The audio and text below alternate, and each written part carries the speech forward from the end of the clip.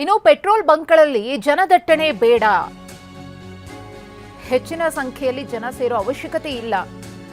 ಸವಾರರಿಗೆ ಭಾರತ ಪೆಟ್ರೋಲಿಯಂ ಮನವಿಯನ್ನ ಮಾಡಿಕೊಂಡಿದೆ.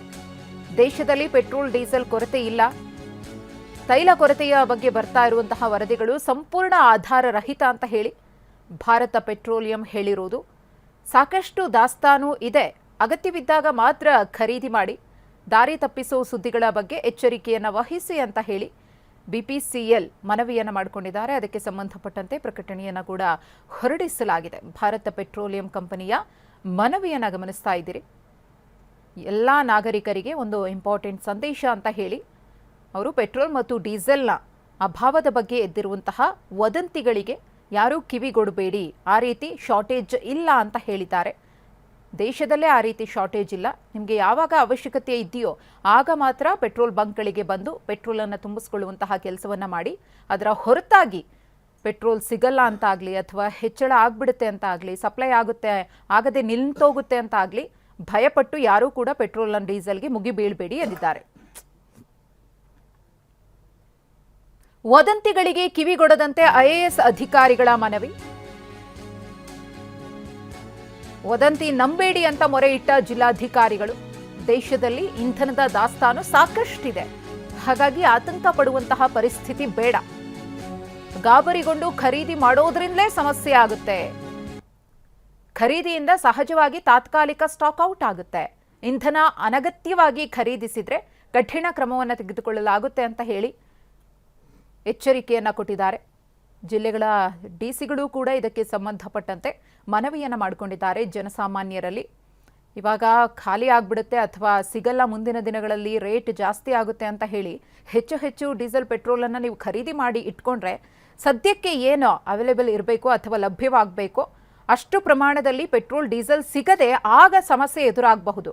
ಅಂತಹ ಸಮಸ್ಯೆ ಆಗಬಾರದು ಅಂದರೆ ಈ ಕ್ಯಾನ್ಗಳಲ್ಲಿ ಬಾಟಲ್ಗಳಲ್ಲಿ ಬಂದು ತುಂಬಿಸ್ಕೊಳ್ತಿರಲ್ಲ, ಅದಕ್ಕೆ ಬ್ರೇಕನ್ನು ಹಾಕಬೇಕು ಅಂತ ಹೇಳಿ ಮನವಿಯನ್ನು ಮಾಡಿಕೊಂಡಿದ್ದಾರೆ.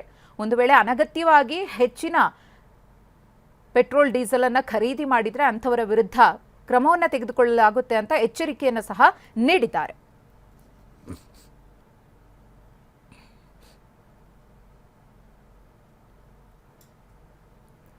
ಬೆಳಗಾವಿ, ಬೀದರ್, ಹುಬ್ಬಳ್ಳಿ ಸೇರಿದಂತೆ ರಾಜ್ಯದ ಬೇರೆ ಬೇರೆ ಜಿಲ್ಲೆಗಳಲ್ಲಿ ಪೆಟ್ರೋಲ್ ಸಿಗಲ್ಲ ಅನ್ನೋ ವದಂತಿಯನ್ನ ನಂಬಿ ಅನೇಕ ಮಂದಿ ಪೆಟ್ರೋಲ್ ಬಂಕ್ಗಳ ಮುಂದೆ ಕ್ಯೂ ನಿಲ್ತಾ ಇದ್ರು.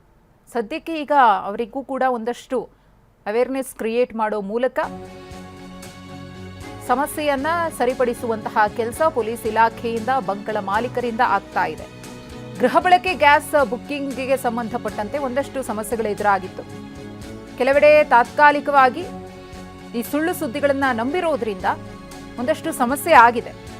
ಎಚ್ಚರಿಕೆಯ ಸಂದೇಶವನ್ನು ಜಿಲ್ಲಾಧಿಕಾರಿಗಳು ಕೂಡ ಈಗಾಗಲೇ ರವಾನಿಸಿದ್ದಾರೆ. ಗಾಬರಿಗೊಂಡು ಖರೀದಿ ಮಾಡೋದ್ರಿಂದಲೂ ಕೂಡ ಸಮಸ್ಯೆ ಆಗುತ್ತೆ, ಅಂಥದ್ದಕ್ಕೆ ಎಡೆ ಮಾಡಿ ಕೊಡಬೇಡಿ ಅಂತ ಹೇಳಿ ಇಂಧನ ಸಂಗ್ರಹಿಸುವವರಿಗೆ ಎಚ್ಚರಿಕೆಯನ್ನು ಕೊಟ್ಟಿದ್ದಾರೆ. ಹಾಗೆ ಕ್ರಮವನ್ನು ಕೂಡ ತೆಗೆದುಕೊಳ್ಬೇಕಾಗುತ್ತೆ ಅನ್ನೋ ಸೂಚನೆ ಹೋಗಿದೆ.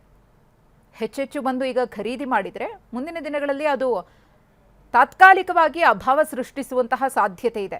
ಈಗ ಸದ್ಯಕ್ಕೆ ಸಮಸ್ಯೆ ಇಲ್ಲ, ಆದರೆ ಹೆಚ್ಚು ಖರೀದಿ ಮಾಡಿದರೆ ಅದರಿಂದಲೂ ಕೂಡ ಸಮಸ್ಯೆ ಆಗುತ್ತೆ ಅಂತ ಹೇಳಿ ವದಂತಿಗಳನ್ನು ನಂಬಿ ಯಾರೂ ಕೂಡ ಪೆಟ್ರೋಲ್ ಬಂಕ್ಗಳ ಬಳಿ ದಾಂಗುಡಿ ಇಡಬೇಡಿ ಅಂತ ಹೇಳಿ ಮನವಿಯನ್ನು ಮಾಡಿಕೊಂಡಿದ್ದಾರೆ. ಎಷ್ಟು ಬೇಕೋ ಅಷ್ಟು ದಾಸ್ತಾನು ಇದೆ, ಅದರಲ್ಲಿ ಕೊರತೆ ಇಲ್ಲ. ಗಲ್ಫ್ ಯುದ್ಧದ ಎಫೆಕ್ಟ್ ಸದ್ಯಕ್ಕೆ ಪೆಟ್ರೋಲ್ ಡೀಸೆಲ್ ಮೇಲೆ ತಟ್ಟಿಲ್ಲ. ನಮಗೆ ಹೇಗೆ ಸಪ್ಲೈ ಆಗ್ತಾ ಇತ್ತು, ಜನರಿಗೆ ಎಷ್ಟು ತಲುಪಿಸಬೇಕೋ ಅದೆಲ್ಲವೂ ಕೂಡ ಚೆನ್ನಾಗಿ ನಡೀತಿದೆ ಅಂತ ಹೇಳಿದ್ದಾರೆ. ಇನ್ನು ದಿಗಿಲು ಹುಟ್ಟಿಸಿ ಕಾನೂನು ಸುವ್ಯವಸ್ಥೆಯನ್ನ ಹದಗೆಡಿಸಿದ ಆರೋಪ. ಇಂಡಿಯನ್ ಆಯಿಲ್ ಕಾರ್ಪೊರೇಷನ್ ದೂರು ದಾಖಲು. ಒಂದಷ್ಟು ಮಂದಿ ಸುಳ್ಳು ಸುದ್ದಿಗಳನ್ನು ಹಬ್ಬಿಸುತ್ತಿದ್ದಾರೆ. ಸರಬರಾಜು ಸುಗಮಗೊಳಿಸಲು ತೈಲ ಕಂಪನಿಗಳು ಪ್ರಯತ್ನವನ್ನ ಪಡ್ತಾ ಇವೆ. ನಿರಂತರವಾಗಿ ಪಂಪ್ಗಳಿಗೆ ತೈಲ ಪೂರೈಕೆಯನ್ನ ಐಒಸಿಎಲ್ ಮಾಡ್ತಾ ಇದೆ. ರಾಜ್ಕೋಟ್ನಲ್ಲಿ ಪೆಟ್ರೋಲ್ ಡೀಲರ್ ಅಧ್ಯಕ್ಷನ ಮೇಲೆ ಕೇಸ್ ಆಗಿದೆ.